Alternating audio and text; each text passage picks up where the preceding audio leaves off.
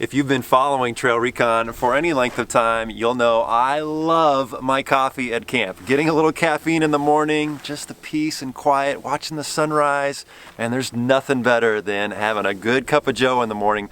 So today, what I'm gonna do is I'm gonna share with you 5 ways to make coffee at camp. Stay tuned.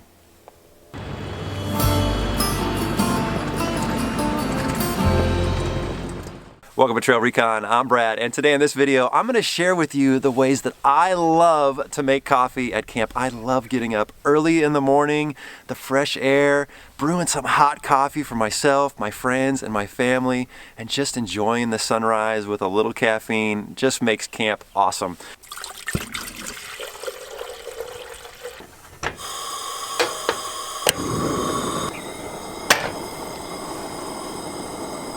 So I have been drinking coffee for a long time, and when I was in the Navy, it was a requirement to get caffeinated, to get your juices flowing every day because you work so many long hours, especially on deployment. But I drank a lot of just thick, black, nasty, dark ship's coffee, and while that does the job, it is nice to have some good, flavorful coffee. Now, I'm not like a coffee scientist, and we're not going to get too technical here. I'm just going to show you what works for me. What I'm going to start off with is we're going to do a French press here. And we're gonna grind some beans, and I do love grinding beans at camp. I got this tiny little hand grinder, which works really well. But one problem that I have with this grinder is that it's a little loud in the morning. And so I get up early, and that's the military's fault. I get up about 5:30 in the morning, and if I start doing this in the morning, everybody around me that's still sleeping in their rooftop tents, they don't really appreciate that much, and I like to be quiet in the morning and respect everybody's time. So I don't normally grind my own beans at camp, and I know the coffee connoisseurs are gonna be like, oh, that's taboo, you gotta grind your own beans, but I usually bring my own coffee grounds with me. I like a medium to dark roast, and look, whatever coffee you enjoy drinking is on you. I like a variety. I don't stick with one type. I like to try different types of coffee. So I like to mix it up a little bit, but I like to have it pre-ground. Okay, let me show you how I do a French press. All right, so once the water gets to about 195 to 200 degrees, we're gonna go ahead and pop this guy open. And what I love about this little French press is it's really good if you're on the go. So you just wanna make coffee and then you're gonna hit the trail. You can drink right out of this little French press. And there's some larger French presses. I have 2 of these, which work well. The only problem with a French press is it doesn't make a lot of coffee unless you get one of those really big ones. And I like to be able to make a lot of coffee for my friends, but you do get just the best tasting coffee out of a French press. So inside here, there's a little filter. And so what we're gonna do is we're gonna fill this up, and there's a line here of water. And I think this is 16 ounces. And they usually recommend you do 2 tablespoons per 8 ounces of water. Again, I mentioned that I'm not that scientific. I usually just take this, and it seems to work well for me, just about that much right there.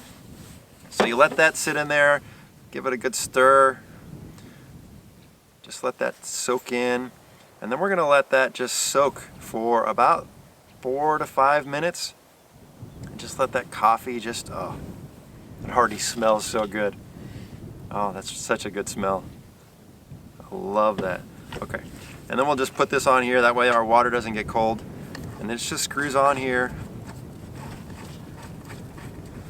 And we're just gonna let that sit for a little bit, and then we're gonna have a nice hot cup of coffee. French press is a good way to go. All right, now that our coffee has been in there, just letting off all those awesome bean juices and oils, just gonna slowly press this down. Okay. So now the grinds are all the way to the bottom. We're ready to drink this. Oh, that is delicious. I love that. Now, one thing to think about, you don't want to leave those grinds in here for a long period of time because that bitterness will start to come out, start to extract from the beans. And so you want to drink this within a reasonable amount of time. But I love a French press. I think it's a great option, but it's not the primary way I make coffee at camp. Let's go percolate some coffee. All right, I have been making percolated coffee at camp for a long time. It's actually my favorite way to make coffee. I just love the way it tastes. It just, I don't know, there's something pure about it.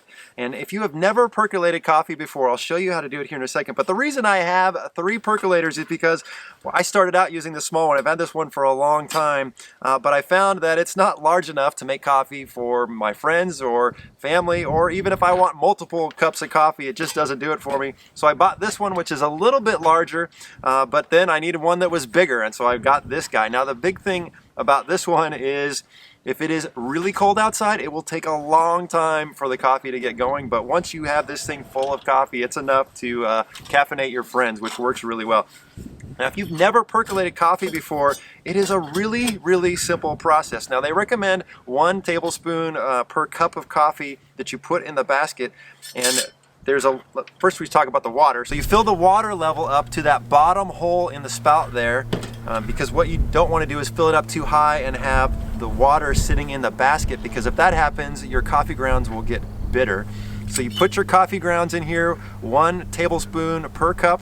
And then the great thing about this thing is it's so simple. As the water heats up, it pushes water through the tube, and then that water comes over and drips through the coffee grounds and just starts to permeate that water with that delicious aromatic coffee. It's so amazing. And usually that takes anywhere from, depending on how cold it is, you got to get the water boiling, which I'll show you here in a second, but it takes about 4 to 6 minutes to get the coffee to the right consistency. It depends on how dark you like it. Now, you don't want to let it run too long because you don't want to get it too bitter or too dark, so you got to keep an eye on it so you can watch through the little glass and it'll allow you to see, okay, that looks like a good color. Usually about 4 to 6 minutes works really well. Okay, we're still waiting for the water to heat up to start percolating. It does take a little bit of time. It's only like 45, 50 degrees out, but the wind's blowing, so it's taking a little bit of time. So that's one of the cons. It just takes a while. So let's talk about the drip over, which I know a lot of coffee connoisseurs love this method. And you don't need a whole lot of gear. You can have a small little tiny filter like this that just hangs over your coffee cup, or there's even ones that are super flat like this, and you just assemble this and it comes in a little triangle and you put a little filter in there. But what's cool is all you do is take your little filter, put it over your coffee cup. We're going to put some grounds in there, and then we're going to start adding water. It's super fast. The only challenge is we're only making 1 coffee cup at a time. For the pour over method, you need to add about 3 tablespoons per cup of coffee, but that's just depending on how strong you really like your coffee. And again, you can see here, I didn't really measure anything out. Then you want to wet the grinds and let them soak for about 30 seconds. Then slowly pour the water over the grinds a little bit at a time until you fill up your cup. It should take just about 2 minutes. Okay, now that the coffee has dripped through, we can go ahead and pull this off. We just got to clean that out. That's another kind of con for this. 1, we can only make 1 cup of coffee at a time. 2, you got to do this little bit of a mess here that we're going to have to deal with. Give this a try. I actually haven't had a cup like this in a long time. Oh my gosh, that's really good. I wish I could share with you the aroma that's going on with the coffee percolating, the grounds. This cup of coffee here smells so good. That is definitely a great, delicious way to make coffee. All right, this is almost done, and then I'm going to show you 2 more methods to make coffee at camp.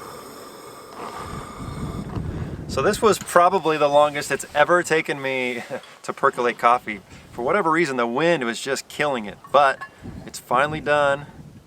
And yeah, that's right. That's the right color right there. That is, oh yeah.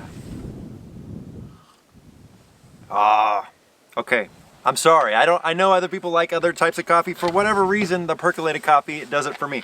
Okay, the next coffee method that we're going to try is something I've only started using recently, and I've only used it a couple times, and that's a little conventional one. And this is not an electric one. This is a Coleman one that you can put over your gas burner. And so it's got this metal bottom on it, and it heats up just like a regular coffee pot would. So you got some filters in here, you put your water in here. Let's go ahead and brew pot. Well, I am definitely getting my caffeine this morning. This is fun. I'm having a blast here. So while we're waiting for this to brew, and we do have one more method that I'll show you here in a minute, I want to mention that my son, Jordan, is actually behind the camera. And if you remember, he was the one that helped me start the channel way back when. He just came home yesterday from Okinawa, Japan, and he's going to be stationed here in California. So, buddy, that's so awesome to have you home again. I can't wait to go hit the trails, but we're going to be doing something here soon. What are we going to be doing? We're going to go Jeep shopping. Jeep shopping. You sure you want to get a Jeep? Maybe like a Pontiac Aztek or something? Nah, I'm pretty sure I want to get a Wrangler. All right. Okay, so that's going to be some really fun stuff, guys. We're going to go Jeep shopping. We're going to film that, and we'll let you know what we come up with, and then we're going to build it up a little bit, right? Go hit some trails? Yeah, definitely excited for that. That's awesome. Okay, so that's coming. I just thought I'd share that with you. It's really great to have him home. All right, come on, brew. Okay, so this is just about done now, and this took a while as well. The wind is really killing me today. One thing to mention about this is it's really nice. It makes a good cup of coffee, but this is pretty bulky, and you've got to worry about the glass here. So that could be a problem if you're out off-roading. You want to make sure you protect that. It would be nice to have a nice stainless steel one, but it's still a good cup of coffee. Now that was method 4. I mentioned there were 5 methods, and well, I'm probably gonna get a little flack for this 5th method, but it is one that I do often, and usually when we are in a hurry. You know, sometimes when you've got to get up early in the morning, close up and break out, sometimes you've just got to do the instant coffee. And well, it's not my favorite. Today's instant coffees are a lot better than they used to be. And you know what? You can have a good, quick cup of coffee in just a couple minutes. Heat up some water, put that in there. Yeah, look, that's not my favorite cup of coffee today. In fact, if I got to choose one, it would probably be the percolated coffee. And I love coffee, and I just wanted to take a few minutes today and share with you some options you have, because I know there's a lot of new folks out there that are camping and getting into it for the first time, and so there's some options for getting your caffeine fix next time you're out on the trail. Hey, thank you so much for spending the time with me today. Thanks for watching.